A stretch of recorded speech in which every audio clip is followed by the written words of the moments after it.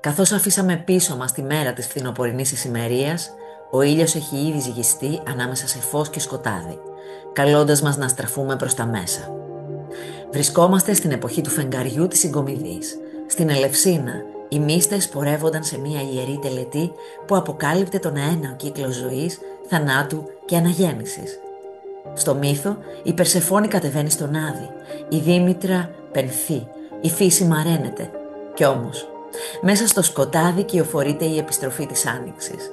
Όπως οι σπόροι που θάβονται στη γη για να καρπίσουν, έτσι κι εμείς βαδίζουμε από το θερινό άπλετο φως στο γόνιμο ημίφως, θυμίζοντας τον εαυτό μας πως η αληθινή μετάβαση γίνεται εντός. Μέσα σε αυτή τη μεταχνιακή στιγμή ανοίγει ο κύκλος του Theater Therapy και των φθινοπορεινών ομάδων ψυχοδράματος. Εδώ το θέατρο συναντά την ψυχολογία και η αρχαίγονη πράξη της αφήγησης γίνεται πράξη ίασης. Στον ιερό κύκλο της ομάδας, ο καθένας προσφέρει το δικό του μύθο και τον μεταπλάθει μπροστά σε μάρτυρες που γίνονται συνοδοιπόροι. Όπως στην αρχαία εκκλησία του Δήμου, έτσι και εδώ η παρουσία του άλλου είναι όρος ύπαρξης. Κανείς δεν θεραπεύεται μόνος του. Σε μια εποχή που η μοναξιά θριαμβεύει πίσω από τις οθόνες, η ομάδα γίνεται πράξη αντίστασης.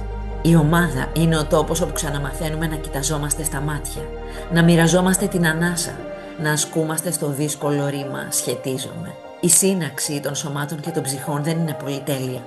Είναι μια βαθιά ανάγκη. Η ψυχή μας ποθεί να κοινωνήσει, να συναντήσει το εμείς που τόσο λείπει από την καθημερινότητα. Σας προσκαλώ λοιπόν σε αυτήν τη φθινοπορεινή μοίηση. Ελάτε να περπατήσουμε μαζί το μονοπάτι που ενώνει το ατομικό με το συλλογικό, το παλιό με το νέο, το φως με το σκοτάδι. Να αφουγκραστούμε τις αφηγήσεις που γεννιούνται στο παρόν και να δημιουργήσουμε ένα ζωντανό ναό σχέσης, όπου κάθε φωνή βρίσκει τον απόϊχό της. Η πύλη άνοιξε στη φθινοπορεινή ησημερία. Όσοι είστε έτοιμοι, περάστε.